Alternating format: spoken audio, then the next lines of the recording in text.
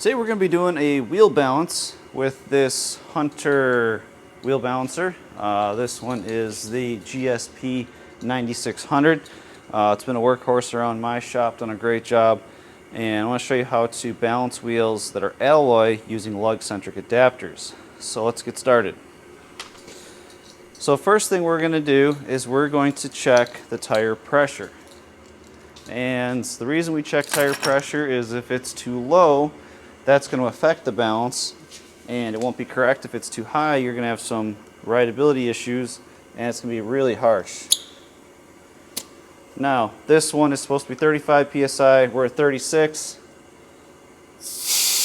Going to let a little out. And I went the other way. 34. We're very close, so we're going to make this work.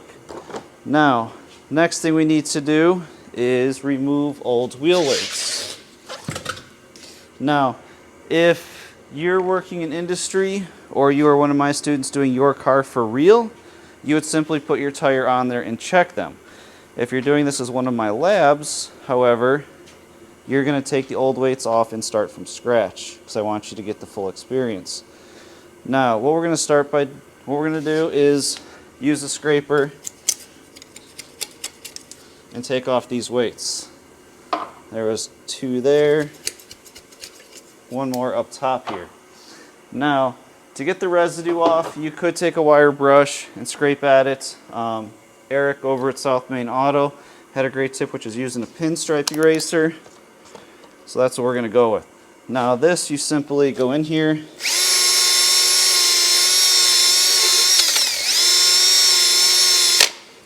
it actually does a really nice job, until you stop, of taking off all that adhesive.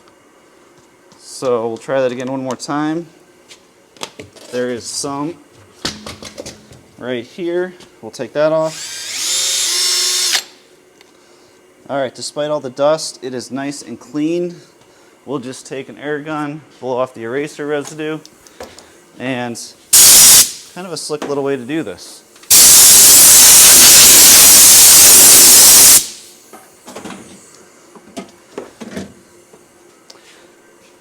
So now our wheel is free of weights and we're ready to put it on our wheel balancer here and get to work. Now in order to install it on the spindle, we could use this. Now the problem is, when I use the cup, it's going to push against my painted rim right here and it's going to put some little scratches in it. No matter how careful you are, they always scratch it a little. We're not going to use this. What we're going to do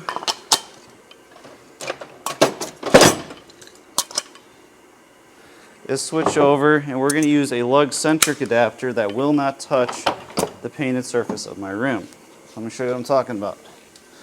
It's this piece here. When I put that on there, it lines up perfectly with all the holes where the lug nuts go. That's the only thing it's going to touch. It will not scratch my rim. Now the downside to that is, you have to figure out which adapter plate you need.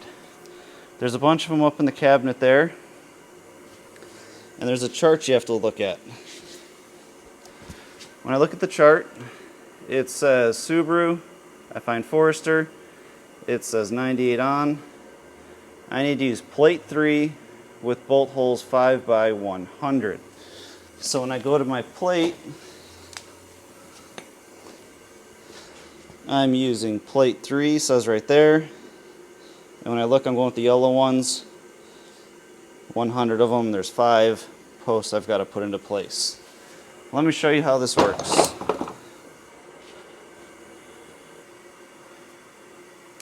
We're going to start by finding the correct centering cone. And there's 4 options up there. Some of them might be too big, some might be too small. One of them will be just right. This one, kind of works. This one fits much better. So we'll go with that. We're going to slide that on. Next we're going to take our wheel, put that on.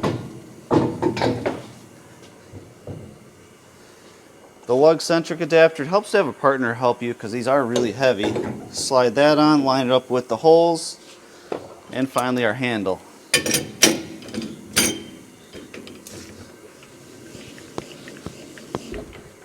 And snug all that down.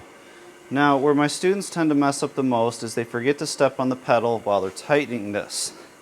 There's a pedal down here. Step on that. Snug that down a good amount, otherwise everything comes loose. Now the next thing we got to do is we got to measure this. We need to tell the machine the dimensions of this wheel. So we're going to get started by telling the machine we want to balance. Hit K4.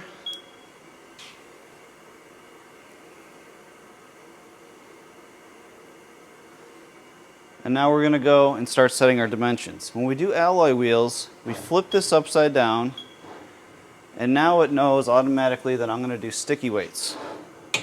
So I'm going to put this right where it's showing me on the edge of where the first weight would go.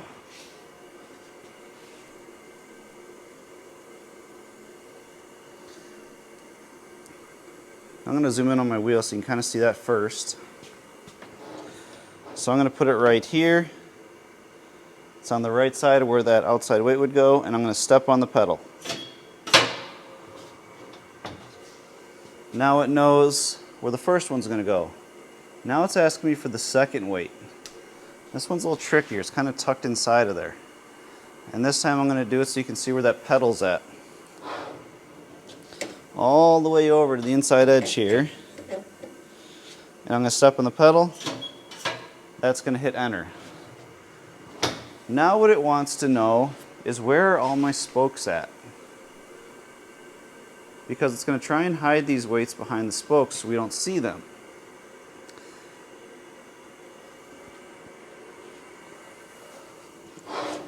So I'm going to slide that over. I'm going to put it behind my first spoke, hit enter. Go to my second spoke, hit enter.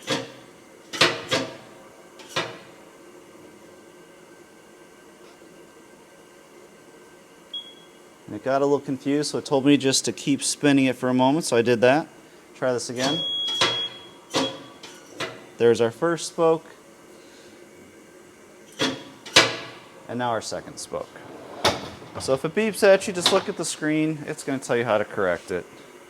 Not a big deal. Now when I look at the screen, I have all my dimensions set in there, and I am ready to close the hood and spin it up and see what happens here. So we're going to close.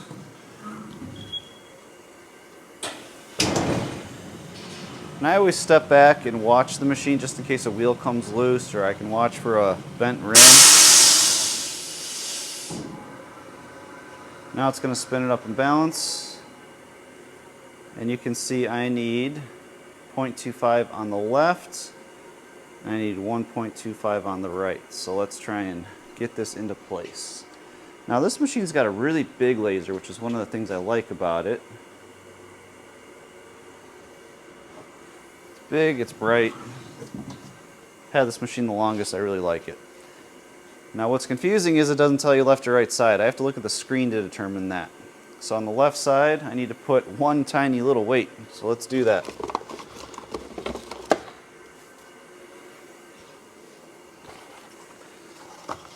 One tiny little weight. I'm going to grab my scraps from the other machine here, and we're going to grab some paper towels. And if you work in an industry, you're going to go straight for the brake cleaner, scrub it down with brake cleaner. If you're one of my students, you're going to go for the spray 9. It's a lot healthier. Give that a clean, get rid of all the brake dust, so it sticks really well.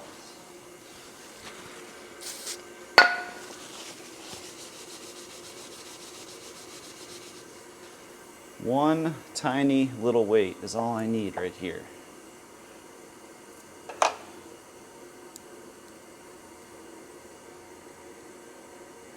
And really the most challenging part is getting this backing off when they're this small. There we go.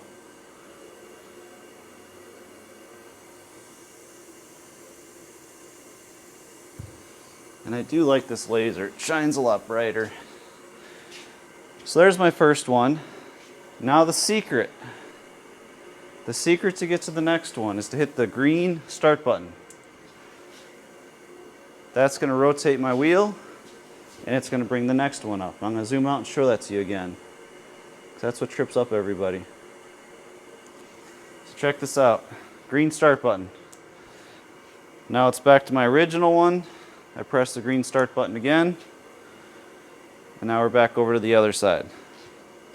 1.25 is what I got to put down in there. So I'm going to zoom in here so you can see me prep this a little better. Again, if you're my student, you're going to grab a little spray 9, scrub that down, and then you'll stick your weight on there. And that eraser did a really nice job of getting that residue all removed, because this weight pretty much kind of went in the same spot.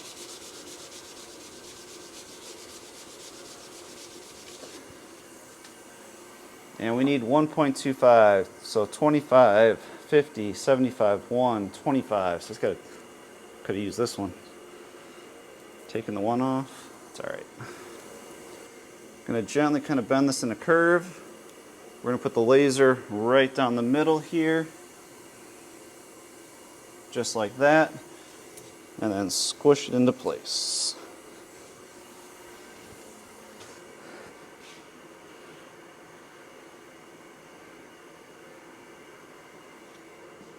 And if you end up getting off of that, you can just use the start button. There we go, recenter it all up, make sure I did a good job. And now we are ready to spin it up and do a check balance. We're going to close the lid.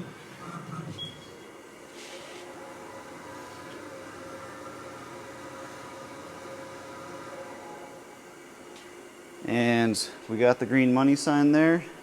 OKs all around, which means we did a good job balancing this. Another important thing to look at is the run out right here. 21 thousandths means I've got a nice circular wheel. Anything in the upwards range of 0.05, 50 thousandths would indicate the wheel is not in great shape. So now this wheel is ready to go back on the car. Now to take this wheel off, we're going to open the hood.